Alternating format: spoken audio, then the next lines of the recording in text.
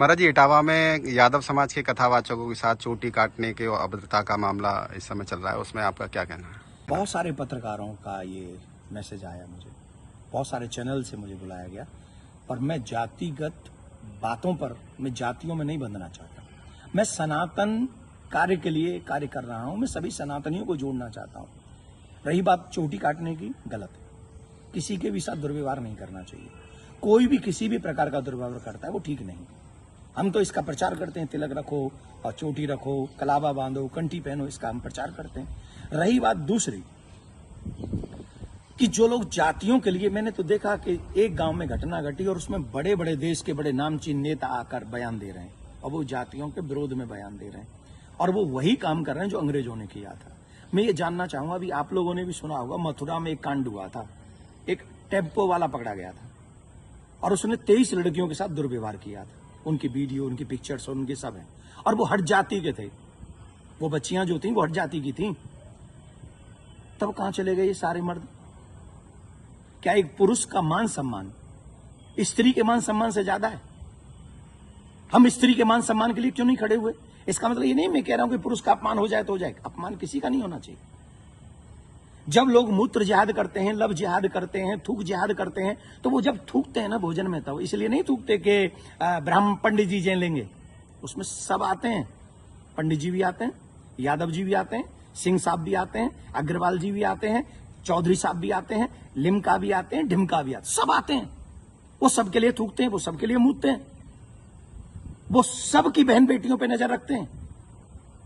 तब क्यों नहीं बोलते हम और आप सभी?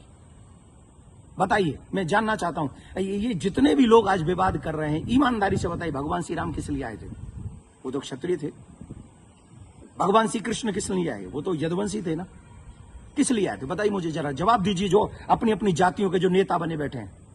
मैं जानना चाहता हूं आपसे, जितने भी अवतार तुम्हारे सनातन में जिन पुराणों के अनुसार हुए, जिन पुराणों के अनुसार तुम अपने आप को हिंदू लिखते हो,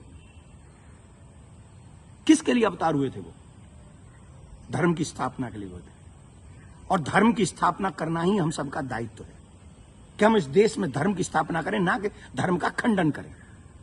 हम सबको चाहिए कि एक साथ रहकर अपने धर्म का सम्मान करें, अपने धर्म को बढ़ाएं, अपने देश को बचाएं। ये हम लोगों की ड्यूटी होनी चाहिए। और जितने भी यदुवंशी सुन रहे हैं ना, my dear, listen to me. निश्चित तौर पे मेरा जन्म जो है ब्राह्मण कुल में हुआ है, लेकिन आपको एक और बात बता दूं, यदुवंशी मेरे हैं सब। पूछिए कैसे? भगवान श्री कृष्ण का नामकरण जिन ऋषि ने किया था, गर्गः पुरोहितो राजन यदु नाम सुमहातप, मैं गर्गाचार्य जी का वंशज हूं। क्या मैं आपका बुरा चाहूंगा? क्या मैं जाटवों का बुरा चाहूंगा? मैं चौधरियों का बुरा चाहूंगा? मैं बनियाओं का बुरा चाहूंगा? किसी का बुरा नहीं चाहता। मैं आप सबका भला चाहता हूं और इस देश का भला चाहता हूं। अगर आपको ईमानदारी से अपने इष्ट में निष्ठा है, राम में, कृष्ण में, परशुराम में, हनुमान में, देवी में, देवता में, तो आप शास्त्रों के बताए हुए मार्ग पर चलिए और धर्म का पालन कीजिए और उन विधर्मियों से लड़ने के लिए तैयार हो जाइए जो हमारे देश में जाति का जहर घोलकर, कई बड़े बड़े नेता हैं, जाति के नाम पे कूद पड़े। बस चुनाव की सभाओं में बोल रहे हैं, चुनाव की एक कथा, अरे तुम्हारे इस नाम पे वोट लोगे? लेकिन महाराज जी, सवाल ये आ रहा है कि ब्राह्मणों के अलावा और कोई समाज का व्यक्ति कथा कर सकता है कि नहीं कर सकता? क्यों नहीं कर सकता भाई? कथा प्रवचन कहीं भी करे। हम अपने बच्चों को कहानियां सुनाते, कथा सुनाते हैं, क्या बुराई है? हर एक जाति के व्यक्ति, मम्मी पापा, दादी दादा, नानी नाना तो अपनी ही जाति के होंगे ना। कहानी सुनाए, कथा सुनाए, कोई बुराई नहीं है। लेकिन व्यासपीठ पर बैठ के सप्ताह करना, देखिए उसकी विधा, हम शास्त्रों की बात करेंगे। यहां मैं अपनी बात नहीं करूंगा। मैं ब्राह्मण कुल में मेरा जन्म हुआ है, लेकिन कितने ऐसे कार्य हैं जो मैं खुद नहीं करता। जैसे यज्ञ कराना मैं नहीं करता, क्योंकि उसमें मेरी नॉलेज नहीं है। विवाह कराना वो मैं कार्य नहीं करता। अंतिम संस्कार में भी जो 16 संस्कारों में से एक है, मैं वो नहीं करता।